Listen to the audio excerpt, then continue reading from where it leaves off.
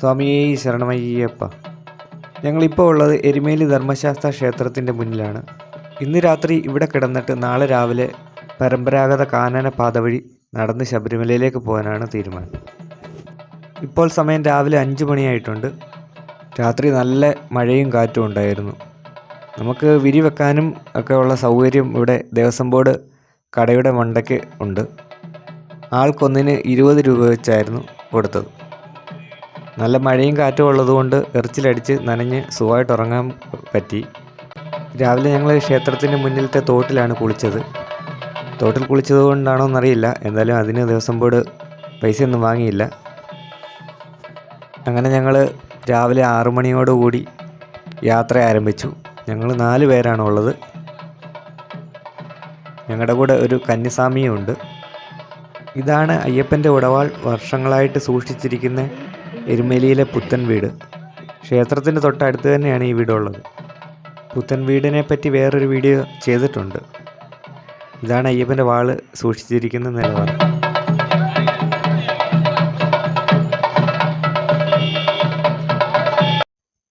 രാവിലെ 6 മണി കഴിഞ്ഞപ്പോൾ ഞങ്ങൾ എരുമേലിയിൽ നിന്ന് നടന്നു തുടങ്ങി. ഇരുമ്പൂനിക്കരയിലെ ശ്രീ മുരുകൻ ക്ഷേത്രമാണ് ഈ കാണുന്നത്. ഇവിടെ അന്നദാനമുണ്ടായിരുന്നു, ഹോട്ടലും ഉണ്ട്. എരുമേലിയിൽ നിന്ന് കാളകെട്ടിയിലേക്ക് 12 കിലോമീറ്റർ ഉണ്ട്. ശ്രീ ബാലഭദ്ര ദേവീക്ഷേത്രമാണിത്. ഇതും ഇരുമ്പൂനിക്കരയിൽ തന്നെയാണ്. കുറച്ചുകൂടെ നടക്കുമ്പോൾ നമുക്ക് ഫോറസ്റ്റിൻ്റെ ചെക്ക് പോസ്റ്റിൽ വരും. മൊത്തം എരുമേലിയിൽ നിന്ന് 6 കിലോമീറ്ററോളം ഉണ്ട് ഈ ഫോറസ്റ്റിൻ്റെ ചെക്ക് പോസ്റ്റ് വരെ. Koikkakavu check post. ഇവിടുന്ന് അങ്ങോട്ട് കുറേ തേക്കും തോട്ടമാണ്. ഇവിടുന്ന് കാളകെട്ടിയിലേക്ക് ഇനിയൊരു 6 കിലോമീറ്ററും കൂടെ ഉള്ളൂ. പോകുന്ന വഴിയിൽ ചെറിയ ചെറിയ അരുവികളൊക്കെ ഇതുപോലുണ്ട്. മഴയുള്ളത് കൊണ്ട് കുറച്ചും കൂടെ കൂടുതൽ വെള്ളമൊക്കെ ഉണ്ടായിരുന്നു.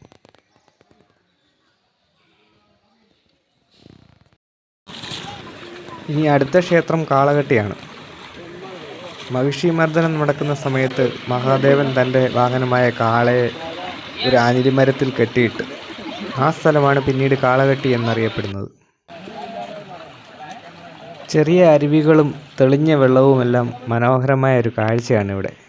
തേക്കിൻ തോട്ടമാണ് ഈ ഭാഗത്ത് കൂടുതൽ. വീണ്ടും അടുത്തൊരു അരുവി എത്തി. അത്യാവശ്യം നല്ല ഒഴുക്കുണ്ടായിരുന്നു അവിടെ.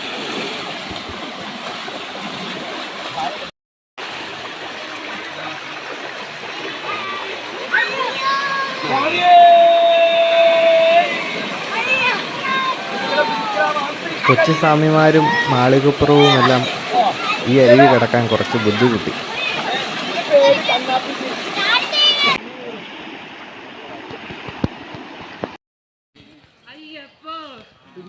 എരുമേലിയിൽ നിന്ന് മൊത്തം കാനന പാത വഴി ശബരിമലയിലേക്ക് നടന്നു പോകുമ്പോൾ ഏകദേശം 35 കിലോമീറ്ററോളം ഉണ്ട്.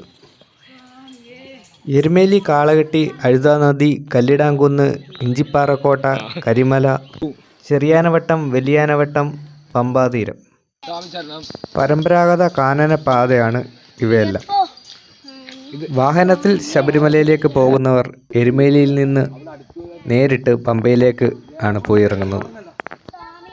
അയ്യപ്പ ദർശനം അതിൻ്റെ പൂർണ്ണത കൈവരിക്കണമെങ്കിൽ ഈ പരമ്പരാഗത പാത വഴി പോയി ദർശിക്കണം. അയ്യപ്പനും സൈന്യവും ഈ കാട്ടുപ്രദേശങ്ങളിലെല്ലാം താവളമടിച്ചിട്ടുണ്ട്. ഈ വഴിയാണ് പരമ്പരാഗത പാത എന്ന് പറയുന്നുണ്ടെങ്കിലും മകരവിളക്ക് ഉത്സവത്തിന് അയ്യപ്പന് ചാർത്താനുള്ള തിരുവാഭരണങ്ങൾ പന്തളത്തു നിന്ന് കൊണ്ടുപോകുന്നത് മറ്റൊരു വഴിയാണ്. ആ വഴി പന്തളത്തു നിന്ന് പുറപ്പെട്ട് ആറന്മുള, കോഴഞ്ചേരി, അയിരൂർ,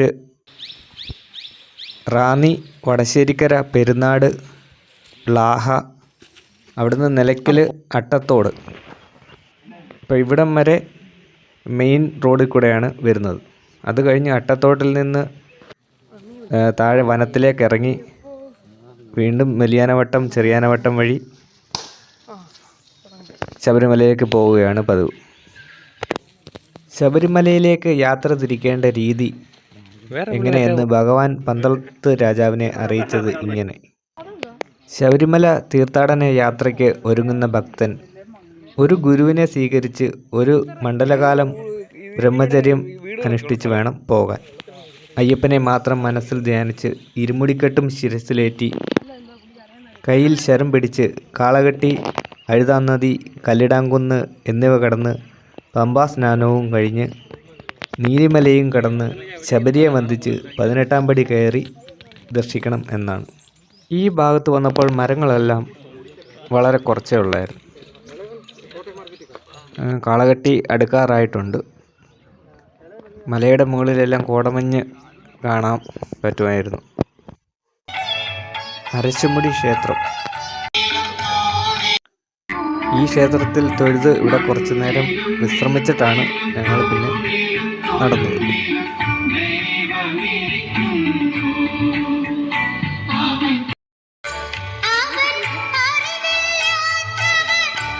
ധാരാളം ഭക്തർ അതുവഴി വരുന്നുണ്ടായിരുന്നു.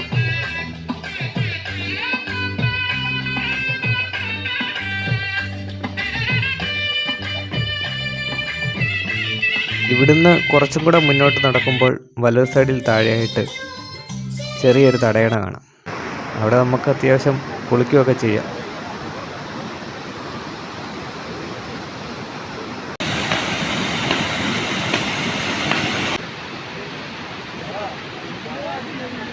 ഞങ്ങൾ രാവിലെ എരുമേലിയിൽ നിന്ന് കുളിച്ചിട്ടാണ് ഇറങ്ങിയത്. ഇപ്പോൾ സമയം ഒരു 10:30 ആയതേ ഉള്ളൂ. അപ്പോൾ ഇനിയും അഴുതാനദിയിൽ പോയി കുളിക്കാനാണ് തീരുമാനം. മരങ്ങളൊന്നുമില്ലാത്ത തെളിച്ചമുള്ളൊരു പ്രദേശം. പോകുന്ന വഴി കണ്ടതാണ് ഈ ഏറുമാടം. ഇതുപോലുള്ള ഏറുമാടങ്ങൾ നമുക്ക് പല സ്ഥലത്തും കാണാൻ കഴിയും. രാത്രിയിലും പകലുമെല്ലാം ആനയൊക്കെ ഇറങ്ങുന്ന സ്ഥലമൊക്കെ ആയതുകൊണ്ടാവും.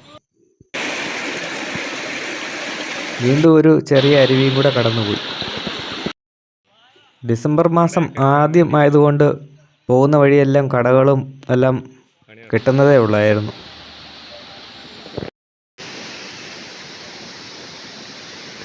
കുറച്ച് നടന്നപ്പോൾ മറ്റൊരു തോട് കണ്ടു. ഈ തോട് കടന്ന് നേരെ ചെല്ലുന്നത് കാളകെട്ടിയിലേക്കാണ്.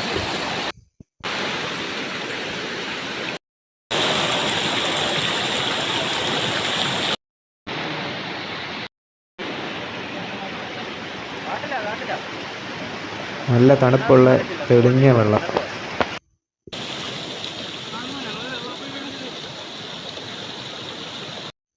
അങ്ങനെ ഞങ്ങൾ കാളകെട്ടി ശിവപാർവതി ക്ഷേത്രത്തിലെത്തി.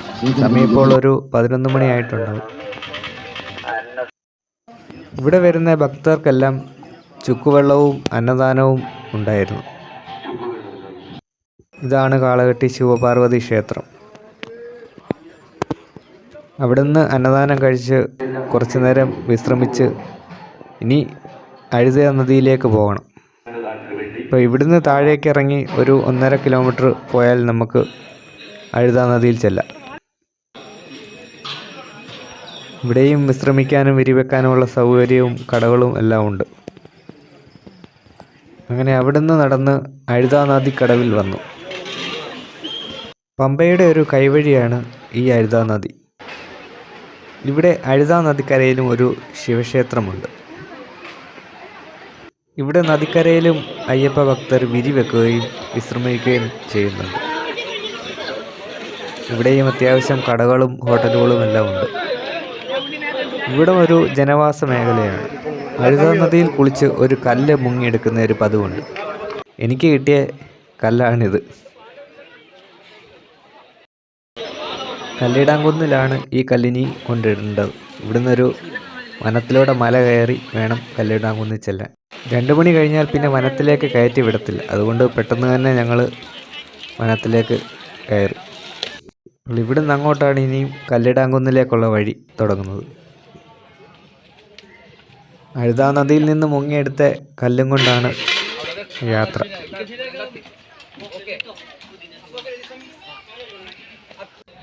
ഇവിടുന്ന് അങ്ങോട്ട് ഇനി കുത്തനെയുള്ള കയറ്റമാണ്.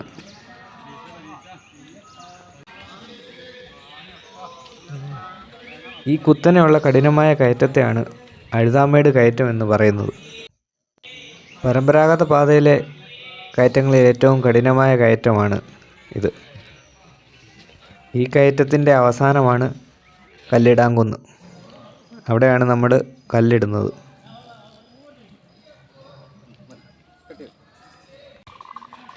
പോകുന്ന വഴിയെല്ലാം ഇതുപോലെ ചെറിയ ചെറിയ കടകളൊക്കെ ഉണ്ട്. അവിടെ വിലയൊക്കെ നല്ല വിലയായിരിക്കും വെള്ളത്തിനൊക്കെ.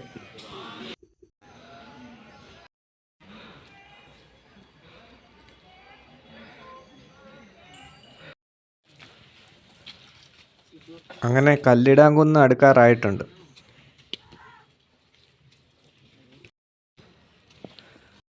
കല്ലിടാംകുന്ന് താവളം. ഇവിടുന്ന് പമ്പയ്ക്ക് 16 കിലോമീറ്റർ കാണിക്കുന്നുണ്ട്. ഇവിടെയും കുറച്ച് കടകളൊക്കെ ഉണ്ട്. ഭഗവാൻ മഹർഷിയുടെ ശരീരം സ്വർഗത്തിൽ നിന്ന് എടുത്തെറിഞ്ഞപ്പോൾ ഈ പ്രദേശത്ത് വന്ന് വീണെന്നാണ് പറയുന്നത്. അത് വളർന്ന് ലോകത്ത് ഉപദ്രവമുണ്ടാവാതിരിക്കാൻ കല്ലിട്ട് മറച്ചു.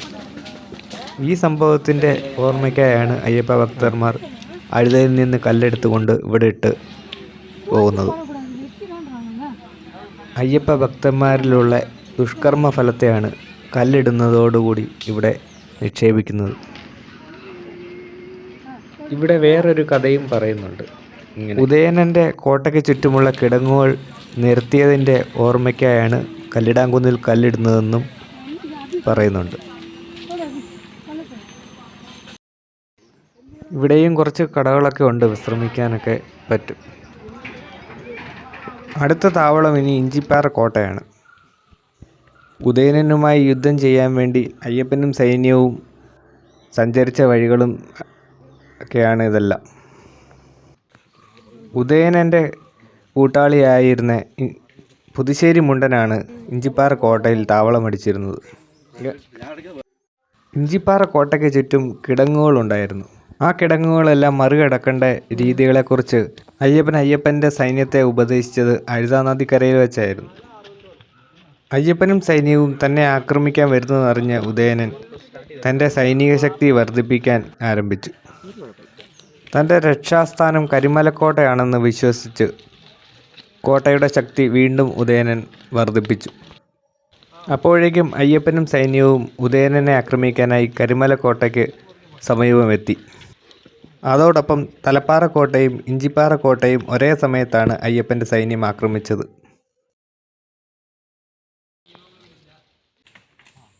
ഇതാണ് ഇഞ്ചിപ്പാറ കോട്ട. അഴുതാ നദിയിൽ നിന്ന് ഇവിടേക്ക് 2.5 കിലോമീറ്റർ ഉണ്ടായിരുന്നു. ഇവിടെ ഒരു അയ്യപ്പ ക്ഷേത്രമുണ്ട്. ഇഞ്ചിപ്പാറ മൂപ്പനെ ഇവിടെ കോട്ടയിൽ ശാസ്താവായി സങ്കല്പിച്ച് വന്ദിക്കുന്നു.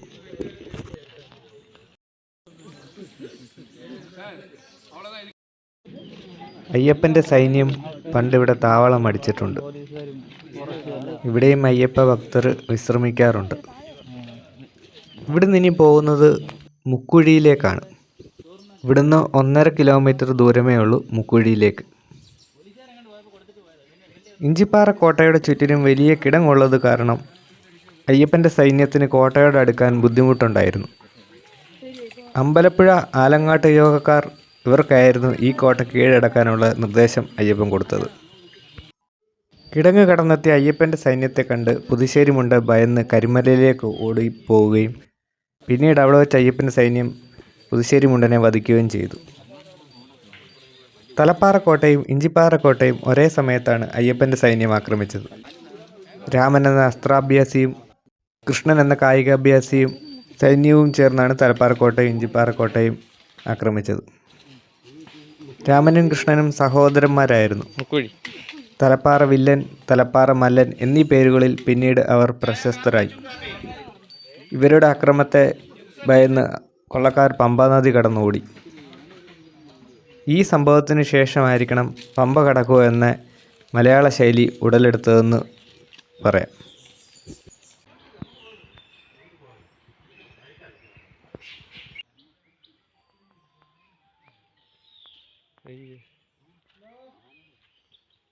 വനത്തിൽ കണ്ട ഏറ്റവും വലിയ മരങ്ങളിലൊന്നായിരുന്നു ഇത്.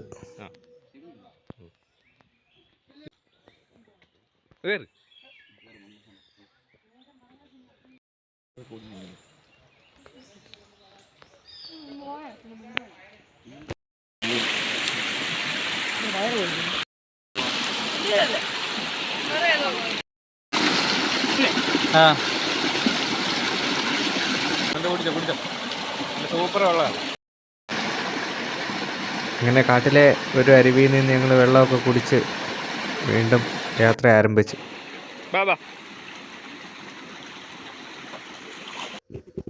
കുടിവെള്ളം കൂടെ കൊണ്ടു നടക്കാൻ ബുദ്ധിമുട്ടായതുകൊണ്ട് ഇതുപോലെ ചെറിയ അരുവികളിൽ നിന്ന് നല്ല വെള്ളം ശേഖരിച്ച് കുടിക്കുകയാണ് ചെയ്തിരുന്നത്. ഈ വഴികളിലെല്ലാം ധാരാളം അട്ട ഉണ്ടായിരുന്നു. അപ്പം ഇതുവഴി നടന്നു പോകുന്നവർ ഉപ്പോ അല്ലെങ്കിൽ സാനിറ്റൈസറോ എല്ലാം കയ്യിൽ സൂക്ഷിക്കുന്നത് നല്ലതായിരിക്കും. അങ്ങനെ മുക്കുഴി അടുക്കാറായിട്ടുണ്ട്. ഈ വഴി നടന്നു വരുന്ന അയ്യപ്പ ഭക്തരുടെ ഒരു ഇടത്താവളമാണ് മുക്കുഴി. ഇവിടെ കടകളിൽ വിരി വെക്കാനുള്ള സൗകര്യമുണ്ട്. അതിന് നമ്മൾ പണം കൊടുക്കണം. ആൾക്കൊന്നിന് 30 രൂപയായിരുന്നു. അങ്ങനെ ഞങ്ങൾ മുക്കുഴിയിലെത്തി. സമയം ഇപ്പോൾ വൈകുന്നേരം ഒരു 5 മണി ആയിട്ടുണ്ട്. ഇവിടുന്ന് ഇനി ഒരു 13-14 കിലോമീറ്ററോളം ഉണ്ട് പമ്പയ്ക്ക്. അപ്പോൾ ഇന്ന് രാത്രി ഇവിടെ കിടക്കുകയാണ്. എന്നിട്ട് നാളെ രാവിലെ 7 മണിക്കാണ് ഫോറസ്റ്റുകാർ ഗേറ്റ് ഓപ്പൺ ചെയ്ത് വിടത്തുള്ളൂ. ഈ ഭാഗം ഒരു ജനവാസ മേഖലയാണ്. ഇവിടുന്ന് വനം തുടങ്ങുകയും ചെയ്യുന്നുണ്ട്. അങ്ങനെ അടുത്ത ദിവസം രാവിലെ 7 മണി കഴിഞ്ഞപ്പോൾ ഞങ്ങൾ മുക്കുഴിയിൽ നിന്ന് കരിമലയിലേക്കുള്ള യാത്ര തുടങ്ങി. മുക്കുഴിയിൽ നിന്ന് ഒരു 9 കിലോമീറ്റർ ഉണ്ട് കരിമലയിലേക്ക്.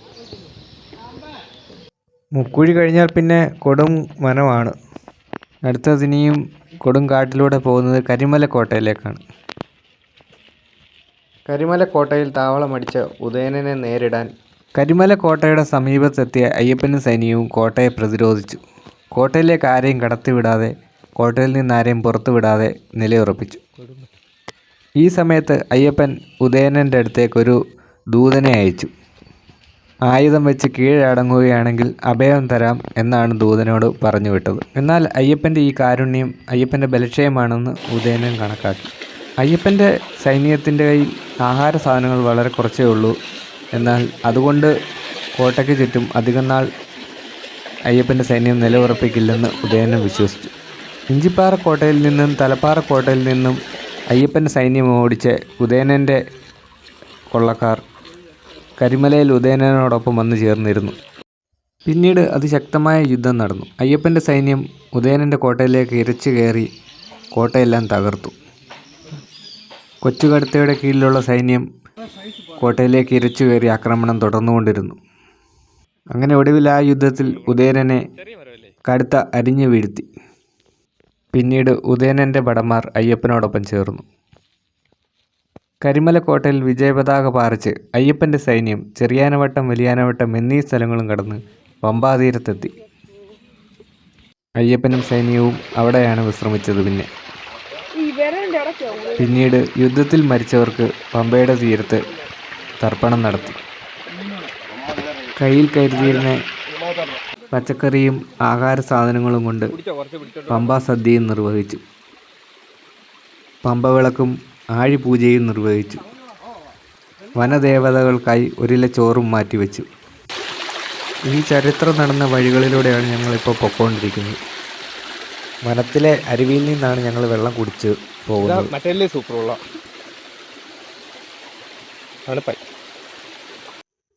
ഇതാണ് കരിയിലാന്തോട്.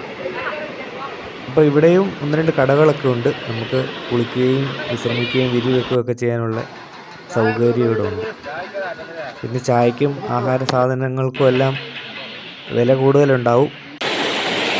കാരണം ഇത് ഒരു വനത്തിലൂടെ തന്നെയാണ് ഇവിടെ കൊണ്ടുവരുന്നത്.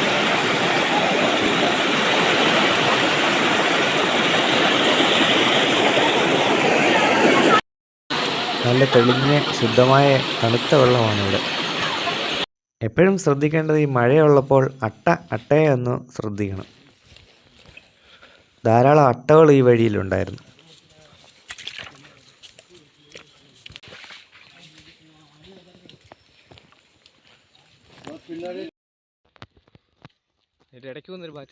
കൊടും വനത്തിലൂടെയാണ് ഞങ്ങൾ പൊക്കോണ്ടിരിക്കുന്നത്.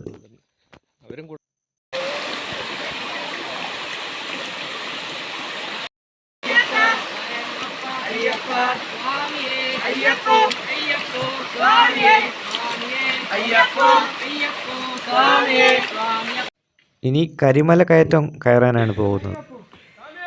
ഇവിടുന്നാണ് ഇനി കരിമലയിലേക്ക് കയറ്റം തുടങ്ങുന്നത്.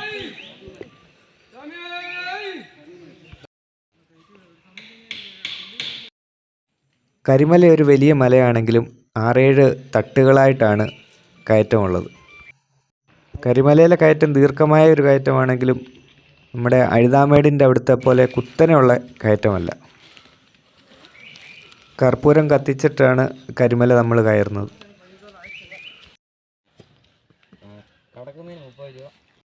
ഇത് കരിമല ടോപ്പാണ്. ഇവിടെ അയ്യപ്പ സേവാ സംഘത്തിൻ്റെ വക കഞ്ഞിയൊക്കെ ഉണ്ടായിരുന്നു, അന്നദാനം.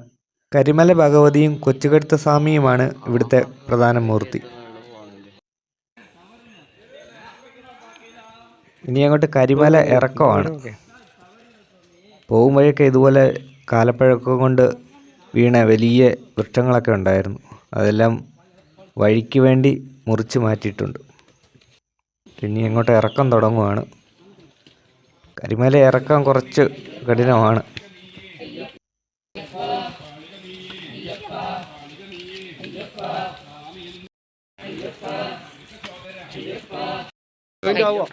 ശരണമപ്പ അയ്യപ്പ സ്വാമിയേ അയ്യപ്പോ സ്വാമിയപ്പ അയ്യപ്പ ശരണമപ്പ അയ്യപ്പ വിശ്വശക്തി കുത്തനെയുള്ള പാറയിൽ കൂടെ വേണം ചവിട്ടി ഇറങ്ങാൻ. മഴയൊക്കെ ഉള്ളതുകൊണ്ട് വെള്ളമൊക്കെ ഉണ്ടായിരുന്നു, ചെറിയ തെന്നലൊക്കെ ഉണ്ടായിരുന്നു. കാനനപാതയിൽ ഏറ്റവും ശ്രദ്ധിച്ച് പോകേണ്ട ഒരു വഴിയാണിത്. ഇവിടെയാണ് കുത്തനെയുള്ള ഇറക്കമുള്ളത്. കരിമല ടോപ്പിൽ നിന്ന് വലിയാനവട്ടത്തേക്കൊരു 4 കിലോമീറ്ററോളം ഉണ്ടായിരുന്നു. അങ്ങനെ ഞങ്ങളിപ്പോൾ വലിയാനവട്ടത്ത് വന്നു. ഇതൊരു സമതല പ്രദേശമാണ്, പമ്പയുടെ തീരമാണ്. പമ്പ എത്താറായി. ഇവിടുന്ന് ഇനി 1 കിലോമീറ്ററോടെ ഉള്ളൂ. മകരവിളക്കിന് പന്തളത്ത് നിന്ന് തിരുവാഭരണം വരുന്നതും ഈ വഴിയിലൂടെയാണ്.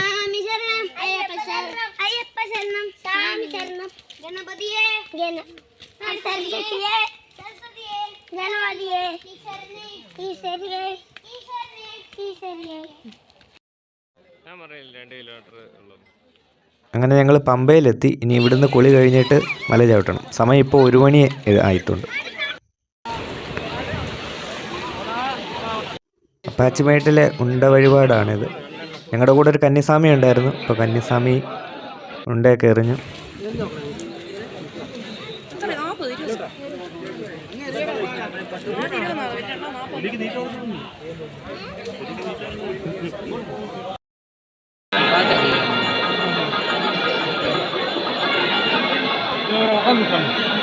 നല്ല തിരക്കായിരുന്നു ശബരിമലയിൽ. ശരംകുത്തി മുതൽ ക്യൂ തുടങ്ങി.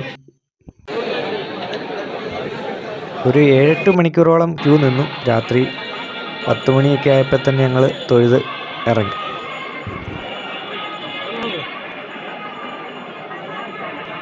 പതിനെട്ടാം പടി മുതൽ മുമ്പ് മുതൽ നമ്മൾ ഫോൺ ഉപയോഗിച്ചില്ല. ഇത് നടപ്പന്തലാണ്. തിരുവാഭരണ ഘോഷയാത്രയുടെ കൂടെ പന്തളത്ത് നിന്ന് ഞങ്ങൾ ശബരിമലയ്ക്ക് നടന്നു വന്നിട്ടുണ്ടെങ്കിലും എരുമേലിയിൽ നിന്ന് കാനനപാത വഴി ആദ്യമായിട്ടാണ് ശബരിമലയിൽ വന്നത്. കാനനപാത കാണാൻ ആഗ്രഹമുള്ളവർക്കും ഇനി വരാനിരിക്കുന്നവർക്കും വേണ്ടിയാണ് ഈ വീഡിയോ ചെയ്തത്. പന്തളമാണ് ഞങ്ങളുടെ സ്ഥലം. അപ്പോൾ എല്ലാവർക്കും നന്ദി. സ്വാമി ശരണം.